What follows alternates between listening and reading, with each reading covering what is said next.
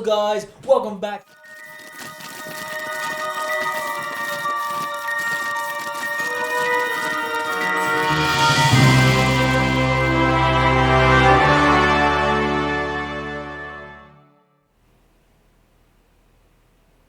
What's up, everybody? Welcome back to the ChimiComics channel.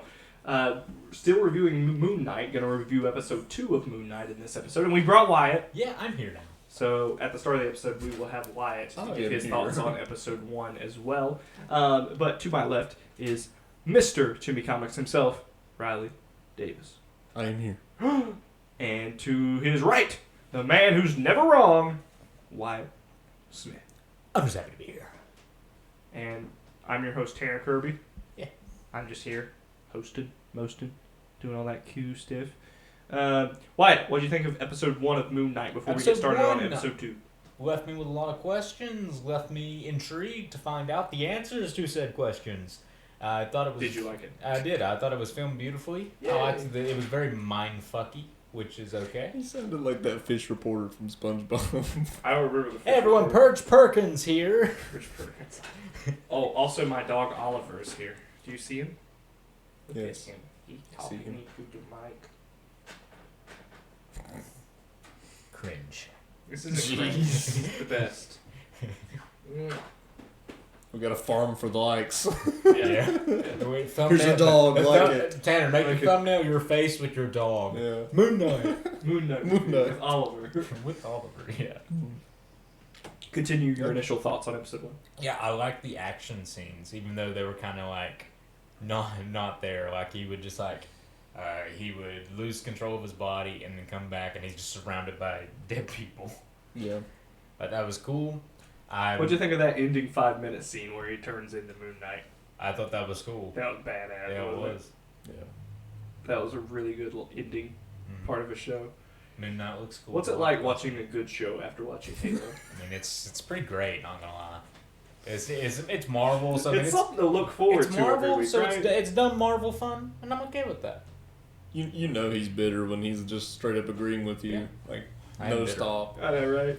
I wanted that show to be good, We all but do. it's not. We all want it to be good. It's okay. Kill me, It's right? okay.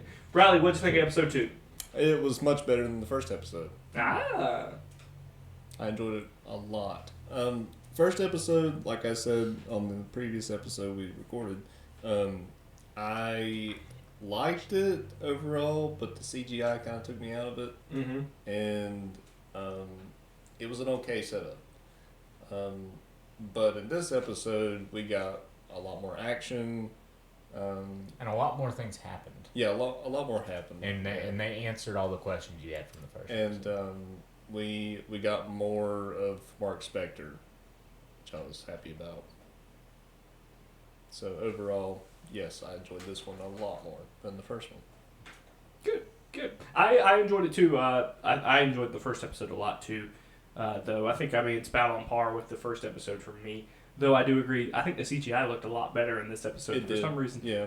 I don't understand how that works with a TV show like this, but I'm okay with it. I thought it looked a lot better CGI wise. Sometimes just certain things look bad, like... Notice well, I think it goes back to what I was saying with the Halo series, where if it's something that's in the dark. daytime, Yeah. everything in this episode is pretty much in the dark. Yeah. Which I think helps a lot. But I also liked how much, we only saw it really one good time in that first episode of him talking to himself in the mirror. Mm-hmm. And in this episode, it was a lot of it. And I liked it. I love that, the whole thing. I liked the certain parts, like the part where Layla shows up and you see Mark's reflection in the fish tank looking back at her and the Steven. Like, I like that. I liked when they were like, cool. do not bring her into this. Do not bring her into this. Yeah. I love that dynamic. I thought that was really cool. That was cool. And then also her being there to serve him divorce papers and stuff. Yeah. I like that too. And I liked Khonshu popping up a lot. Oh yeah, Khonshu he's weird. I like the dynamic though between them and stuff, and how you can't really trust. You can't trust him, but you can't trust the balance guy either. Yeah. So. Yeah, all the ancient gods, like Sumerian, Egyptian, they all kind of suck. Yeah. Back then, like in Samaria especially, they thought that when you died, you went to a land of the dead and you were just suffered to go around this wasteland and eat dust for eternity. That's what they thought happened when you died. Dust men. Yeah, eating dust. It's like Dune. Yeah, it's like Dune. The spice. Yeah, the spice. The spice. One thing that's weird about the Marvel universe, which is apparently every god is just real in the Marvel universe. Because they've got the Norse gods, they're real. They're aliens. You've got the Celestials, and now you've got these Egyptian gods. Why can't we have God? He is. Where? I don't remember, but they've done it. They have. Yeah. Okay. Yeah, in the comics. And Santa Claus is also real. Of course. Yes, of course. Everything's real to a point. Yeah, in everything's comics. real. DC has the Spectre. The Spectre. Yeah. Yeah. They also have they have God. Yeah. Yeah. I mean, the Spectre is God's avatar on Earth for justice. Mm-hmm. But, yeah, I just like that. I don't understand it, though, in the Marvel Cinematic Universe of why there's so many gods and why wouldn't they, like the Celestials in the Eternals, right? They were going to, take over the world and the world's an egg and all that stuff. Yeah, the world's an egg. But why wouldn't the other gods... Stop that. Yeah, that's my thing. But I think I'm just looking too deep into it, and I just need to treat it like a comic book. I think, well, yeah, but also, I think maybe the Moon Knight gods could be seen more you know how, in DC, they've got all the magic people. Yeah. It's kind of like its own pocket. It's Right. not. It's not like the old gods and the new gods. Yeah, and it's not the same as celestial stuff.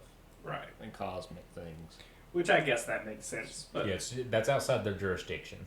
yeah. Yeah. And then we've also got the Time Variance Authority and a whole ton of stuff that you never watched any of the Marvel shows other than this one, have you? I have not. Okay, I watched all the Marvel shows. I mean, this is about. I actually like this a lot better than the other Marvel shows. Maybe because it's original. It's non-existing characters, so I don't feel like they have anything to really prove here. And everything's new and interesting with it instead of kind of same old, same old. I agree. I also agree. So it was. Yeah, I'm liking it a lot so I'm far. used to Marvel stuff being Marvel stuff, and this one kind of felt like its own thing. Because, I mean, it's just Moon Knight and it's its own thing. There's not Avengers or anything going around. Yeah. Because the whole time I'm watching Eternals, I'm just like, where are the Avengers? There's been no references to anything so far also, which I like. Oh, yeah, I do too. I didn't even think about that, how they haven't referenced anything. Yeah. And I like that. It could take place outside of MCU and you wouldn't know. Exactly. You know. And I'd be okay with it. Though I would be interested in seeing Moon Knight interact with the other characters. Oh yeah, for sure. But there's a lot of Marvel characters right now that I don't really care about. Same. In the MCU. Yeah. There's no Tony Stark, I guess. There's no Tony Stark. The only one I America. care about is Stephen Strange. Yeah. Yeah. Which I think is odd that he's became the centerpiece of the MCU. But I guess they don't have Spider-Man, so. Well, Strange can do everything. You know? You can do whatever you need him to do. I've heard ticket sales for Multiverse of Madness are insane. Really? Well, I mean, we're going to see it, and we wanted to the see 7 it at 10 o'clock, but the 7 o'clock was completely sold There out. was a queue to get in to buy the tickets. Damn. And I've never seen that on that app. So Damn. even with big movies like the Batman and what else have we seen that was really the Spider-Man movie, I didn't do that for that either. Yeah, I was wondering why we were going at 10 o'clock, but now I know. Yeah, it was full. Knowing is half the battle. I think everybody just likes Sam Raimi. Everybody was ready for his return. That is a good selling point. Yeah. It is. I'm excited for that movie. I really am. Yeah. I think it would be good. I just want to see what they do with the multiverse. Yeah. I mean, I want to see what they do with Patrick Stewart and X-Men stuff. There's going to be a lot of cool things in it, just cool. I mean, if it's the Illuminati, then we're going to get a version of Tony Stark. The after credit scene has to be great. I mean, I don't know if it even needs a good after credits. But I'm just saying, I feel like that's when they drop into X-Men. It could be. I feel like instead, the scene from what is it, House of M, where she says no more mutants. Yeah. But now she's gonna birth. Maybe mutants. with the multiverse multiverse. And then all of a sudden, boom! All the mutants come in. With the multiverse getting fucky, that causes metagenes to start appearing through the population. It could be cool, man. I'm just saying, if she just went mutants, and then there's a shit ton of mutants now. I love societies like that where it's in fiction where powers are prevalent more throughout, like My Hero. Mm-hmm. Yeah. Anyways, I like Oscar Isaac in the show. Yeah. I always like Oscar Isaac. I think the dynamic between him and his other personalities came out more in this episode than any of the other episodes, or the other episodes so far. I liked Mr. Knight. I thought that was cool because I had no idea who Mr. Knight was. I actually asked you about it, Riley. Yeah. Because you know the comics more than I do. Mr. Knight was the one with the scale. He was the No, Mr. Knight is the suit. Oh, the suit version of MoonKnight. The suit version. Where it's I guess he's got the personality of Steve, but then he's got the power of MoonKnight. In the show, yeah. Yeah. Is that not the case in normal? No, I think that's just like his new costume for that comic. I haven't read that series, so. Gotcha. Oliver's trying to grab me.